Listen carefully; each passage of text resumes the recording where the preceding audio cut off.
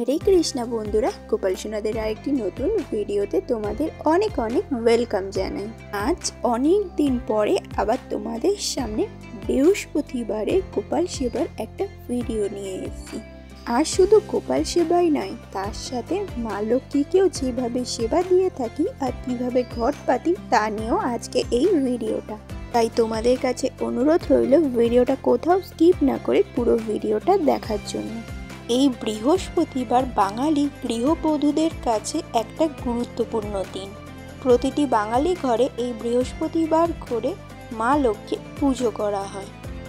আমি এই সিংহাসনের আসনগুলো চেঞ্জ করব, সেই জন্য আমি বাকি ঠাকুরদের এক এক করে নামিয়ে নিলাম। এই ভেতরটা তো রোজ পরিষ্কার করা সম্ভব নয়, তাই এই একটা দিন করে ভালো করে পরিষ্কার করে থাকি, যাতে ভেতরে কোনো ধুলোবালি থাকলে সেগুলো বেরিয়ে যায়। তারপর পেতে দিলাম একটা নতুন নয় মানে ধোয়া কাপড়। সপ্তাহে একদিন করে এই আসনটার পুরো ডিপ ক্লিন করে থাকি।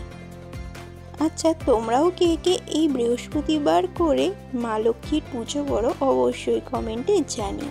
এরপর প্রথমে আমি বাকি ঠাকুরদের স্নানের জলটা রেডি করে নিচ্ছি।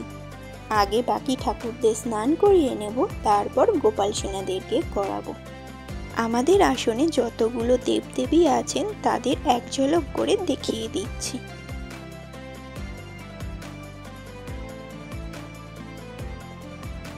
ওনাদের স্নান হয়ে গেছে, তাই সিংহাসনে এক এক করে বসিয়ে দিলাম। সবশেষে গোমাতাকেও বসিয়ে দিলাম। তারপর এই সিংহাসনের এই জায়গাটা ভালো করে একবার মুছে পরিষ্কার করে নেব। প্রতিদিনই এই জায়গাগুলো করা হয়, তাও আজকে একবার করে নিচ্ছি। সাদা জিনিস মেনটেন করা সত্যি অনেক টাফ। এবার নিয়ে চলে আসলাম গোপাল সোনাদের। ওদের এক এক করে জামা ছাড়িয়ে এরপরে স্নান করিয়ে নেব। গোপাল সোনাদের ভিডিও দেখতে দেখতে যারা নতুন দর্শক বন্ধুরা আছো, যারা এখনো আমাদের ইউটিউব চ্যানেলকে সাবস্ক্রাইব করোনি, তারা নিচের লাল বাটনটা প্রেস করে এই চ্যানেলটাকে সাবস্ক্রাইব করে দিও। আর অবশ্যই গোপাল সোনাদের পাশে থেকো। এদিকে গোপাল সোনাদের স্নানের জলটাও রেডি করে নিচ্ছি। আজকে ওয়েদারটা একটু ঠান্ডা, তাই জলে শুধু গোলাপ জলই দিলাম, আর কিছু দেইনি। তারপর মন্ত্রের সাহায্যে গোপাল সোনাদের স্নান করিয়ে দিচ্ছি। এরপর এক এক করে জল থেকে তুলে ওদের গাটা মুছিয়ে দিচ্ছি।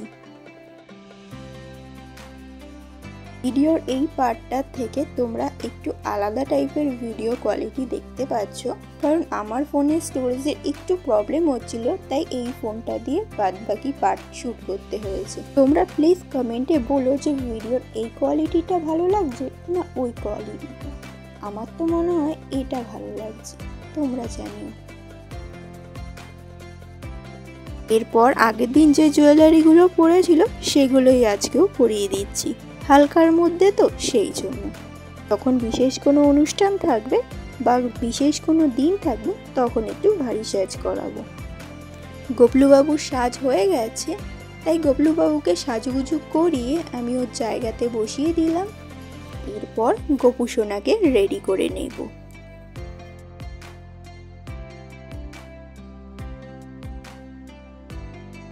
গপু সোনাকেও রেডি করিয়ে ওর জায়গায় বসিয়ে দিলাম। তারপর গপলুবাবুর মাথায় এই মুকুটটা আর গপু সোনাকে একটা হেয়ার ব্যান্ড পরিয়ে দিলাম। আর ওদের হাতে অবশ্যই ওদের প্রিয় বাঁশিগুলো ফিরিয়ে দিলাম।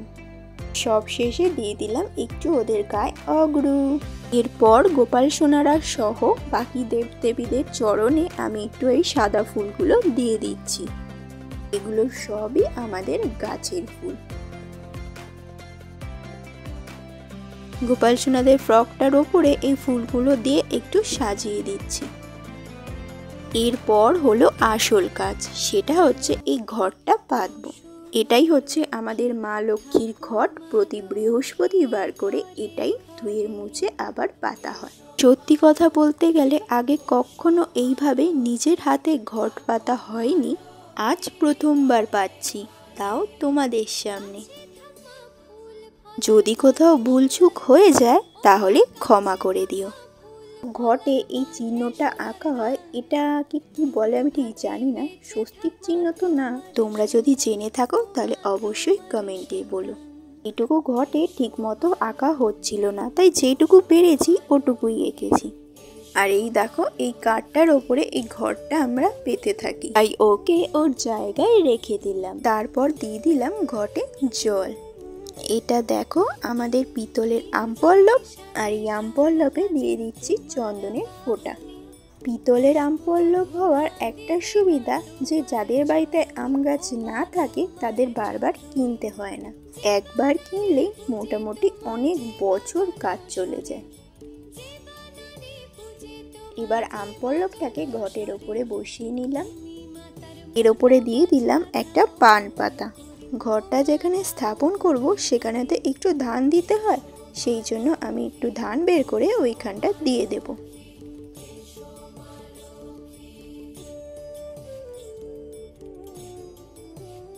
এরপর ওইখানেই দিয়ে দিলাম কিছু দুব্বা, আর কিছু দুব্বা আমি ঘটেও দিয়ে দিলাম।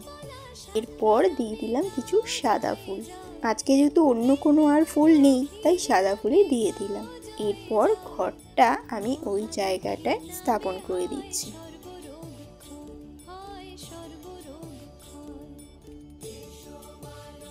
ও ঘটে কিন্তু আমাদের হর্তকিও দিতে হয়, সেটা আমি দিতে ভুলে গেছিলাম। একেবারে শেষে দিয়ে দিলাম হর্তকি, আর এই পাশ দিয়েও রেখে দিলাম নারায়ণের জল শঙ্খ।